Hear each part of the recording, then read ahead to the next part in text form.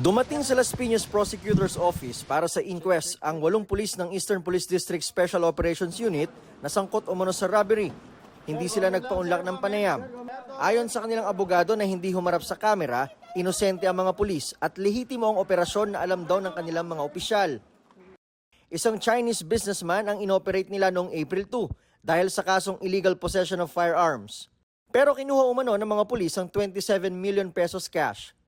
Nawala rin umano ang ilang foreign currencies, gold bar at mga mamahaling alahas at relo ng dayuhan.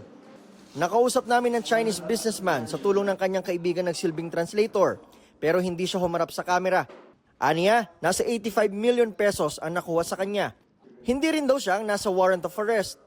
Bagaman pareho raw ng spelling ang kanilang pangalan ng taong may warrant, ang first name daw nito ay kanyang apelido. Habang ang apelido ng nasa warrant, siya namang first name niya. Nagkamali raw ng inaresto ang mga pulis na ayon sa kanya ay hindi raw mula sa DSOU ang pakilala, kundi Parañaque Police.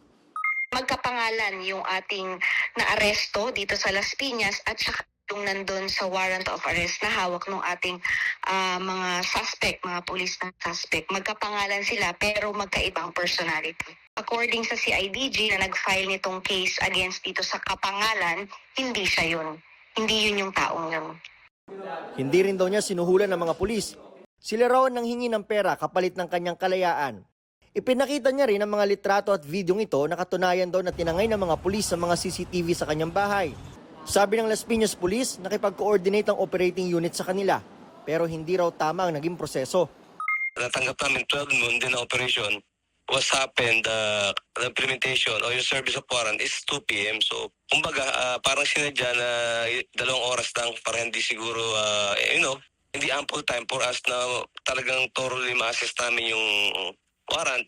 Kumbaga, may intention sila na hindi talaga namin ma-evaluate na mabuti yung coordination na yun.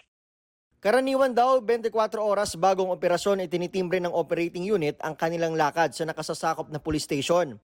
Hindi raw sila sinabihan na nahuli na ang target of operation. Kasama naman sa na-relieve sa pwesto ang hepe ng DSOU na hanggang sa ngayon ay hindi pa raw nagre-report mula nang mangyari ang insidente. Administratively relieved din si EPD District Director Police Brigadier General Villamor Tuliao at lahat ng pulis sa EPD DSOU. Pinag-utos po natin ng relief po ng District Director to pave the way for an impartial investigation.